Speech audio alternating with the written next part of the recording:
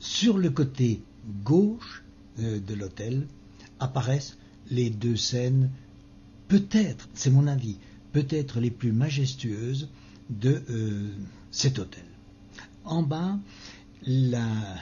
descente de croix, c'est-à-dire que cette scène regroupe 5 personnages. Marie, qui a reçu sur ses genoux le corps de Jésus mort. À gauche, Saint Jean, qui montre la couronne d'épines. À droite, Sainte Marie-Madeleine à genoux et debout, Joseph d'Arimathie qui porte les linceuls. Et puis, il y a surtout à ne pas oublier la représentation des 3 croix en arrière, c'est-à-dire que le Golgotha est situé et la scène se déroule donc au pied de la croix. Alors, cette scène fait penser à la très très belle descente de croix de Botticelli qui est au musée de Munich. Mais il est important de la comparer à la descente de croix du chemin de croix de l'église de Cugnaux, dont la simplicité est proche de la Pietà de Michel-Ange à Saint-Pierre de Rome. C'est-à-dire que la comparaison de ces deux images, de ces deux descentes de croix, qui sont l'œuvre du même artiste, nous permet de voir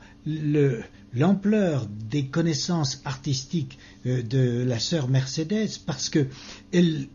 compose 2 descentes de croix parfaitement différentes l'une de l'autre et qu'on peut rattacher à des exemples très très grands de l'histoire de l'art et des créateurs du XVe et du XVIe siècle de notre civilisation occidentale.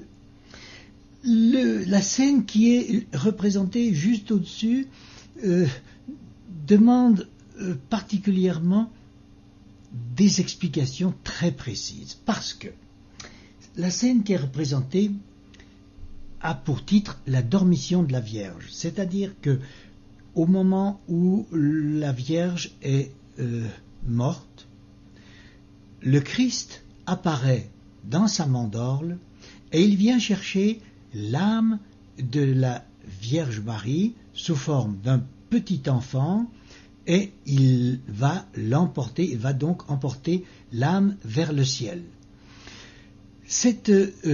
représentation est tout à fait traditionnelle de l'art byzantin,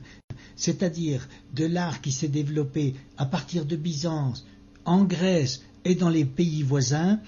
Ces grands peintres, ces grands créateurs d'icônes ont tous été marqués par la philosophie grecque et en particulier les textes de Platon qui établissaient la séparation de l'âme et du corps au moment de la mort. Et c'est donc la représentation que vous avez ici. C'est une représentation sous influence de l'art de Byzance. Et il est bien certain qu'il faut bien comprendre le sens de cette scène, encore une fois traditionnelle dans l'art byzantin, alors que la tradition occidentale que nous connaissons mieux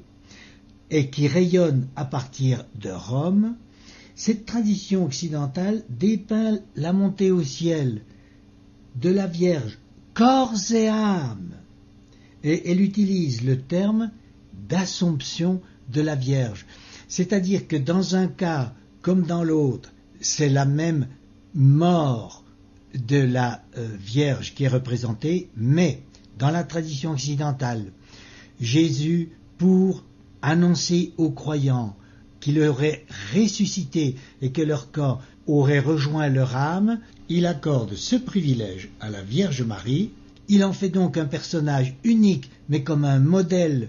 de la croyance, et c'est la raison pour laquelle l'Assomption de la Vierge, telle qu'elle est représentée dans la peinture occidentale, représente la montée corps et âme de la Vierge, alors qu'ici, dans la tradition des icônes byzantines, il y a une séparation, et c'est la raison pour laquelle vous voyez le Christ dans sa mandorle qui prend dans ses bras, sous forme d'un petit enfant, l'âme de la Vierge et qui monte au ciel directement.